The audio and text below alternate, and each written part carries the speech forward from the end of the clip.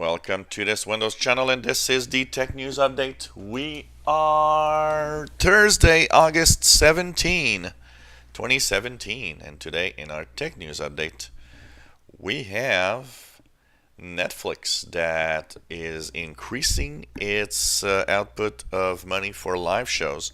It will invest in 2018 $7 billion in original content. Pretty amazing. They've actually increased by 1 billion every year. Netflix eventually wants to, of course, have a 50-50, paid content, licensed content, and of course, its own in-house content. And this is not yet happening. But one of the things that we're seeing is that more and more of the shows that Netflix are producing are very popular. And that lets some analysts to say, well, you know what? If Disney or any other company decides that Netflix is not important, Netflix can actually pull it off pretty well with its own in-house little things and shows and movies that they actually do. So that's going to be interesting to see, and that's a lot of money, a lot of money. Windows 10, if you're running the anniversary update, you have had yesterday a cumulative update, and we'll be talking a little more today about what that was for those of you still on anniversary update, as it has many little things that changes and a lot of bug fixes. So this is only for anniversary update version of Windows 10. If you're on creators update, there's no update yesterday. So it's going to be, we're going to check it out in a separate video if you want to know what's in there.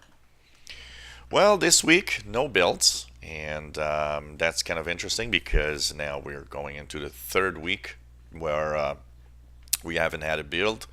And talking about builds, Donna Sarkar is asking insiders, how can they actually personalize the experience and let you know when a bug that you have has been fixed? So they're looking at a way where maybe notifications could be used or email, but they want to know how could and how should they actually send you information about, oh, the bug that you actually reported is now fixed. So that's an interesting and personalized way of actually being an insider.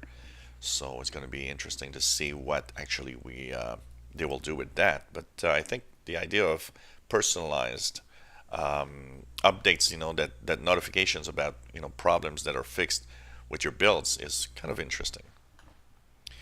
Well, one of the most popular apps for email, the email client Newton, is now available for Windows. This app is a very, very popular app. It is based on a subscription service that is $49.95 a year, sorry. And basically, it is one of the ways of getting email that is probably preferred by a lot of people.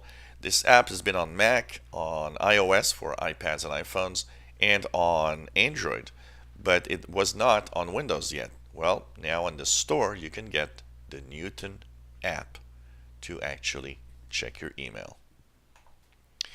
The Super Nintendo Classic Mini is coming on September 29th. That's the date that's official.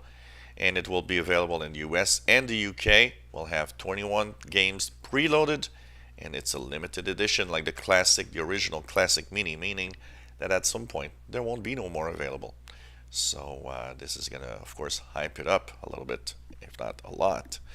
So that's going to be interesting. September 29th in the US and UK, September 30th in Australia, and of course other markets will be coming soon afterwards. A very interesting debate has started on the internet with last weekend's clashes in the United States that were very, very sad. It's actually starting to spark a debate about internet freedom of speech. Now, the debate is mostly where, how, and if we should actually, go on the internet and remove content that is deemed, either racist or, any type of content that should not be there, that is hate speech.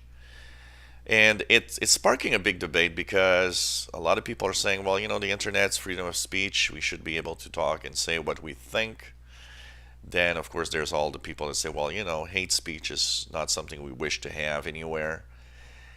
And it, of course, is kind of sparking a debate of, first of all, should we interfere with the freedom of speech?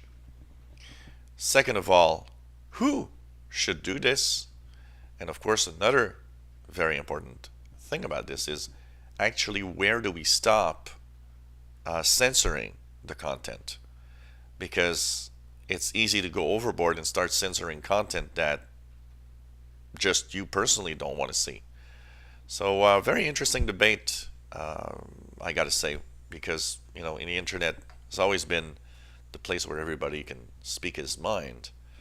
I don't know. It's going to be interesting to see where this brings us and how censorship maybe could be applied in a way that would be good for everyone, but not necessarily remove things that, just because you don't want to see it there. Roku is ramping up its own little security, but not just that, it's really trying to go against anything that could be pirated content. And Roku is warning users that the use of private channels that some developers can actually use for content is not there for, copyrighted content, and that anything that will be piracy is going to be removed from the service. And this, of course, goes with the, Kodi app for, multimedia app and everything, where everywhere they're trying to really work hard in removing piracy of every kind. So it's going to be interesting to see what happens with that. And in other news, we have Facebook that is now updated its Facebook internal code so that anything that is a clickbait that pretends to be a video, and this happens often on Facebook, you see a little window, it has a play button that looks like a video, but in reality it's an image. It's not a video, it's just an image. And of course brings you on a website. Well, they say that these fixed images with fake video buttons will now be automatically removed by Facebook. And so even if you share such content, it will not be available.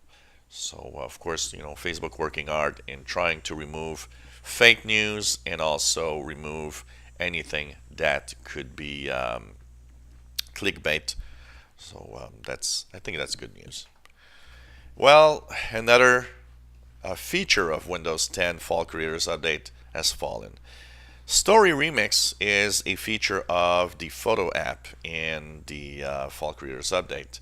And one of the things that they wanted to do is a Story Remix 3D capability, which was quite interesting and powerful, but maybe it was too complex. So this one will also be dropped from the Fall Creators Update.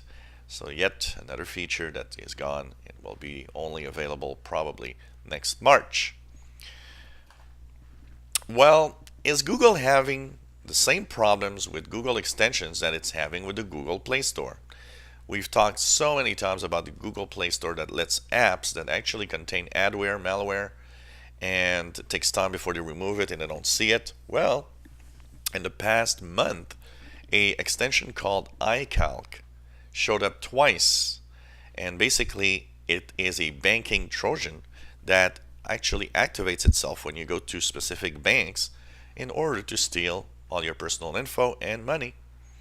So that makes you wonder, okay, does the Google Chrome extension store have the same problems as the Google Play Store? That's something to wonder about, because extensions take full control of your browser and do pretty much everything they want. And Google Chrome being one of the safest browsers around, extensions are a great way to actually make things go bad. And so this was the Tech News Update for Thursday, August 17th, 2017. If you enjoy our videos, please subscribe, give us thumbs up, and thank you so much for following us on this channel.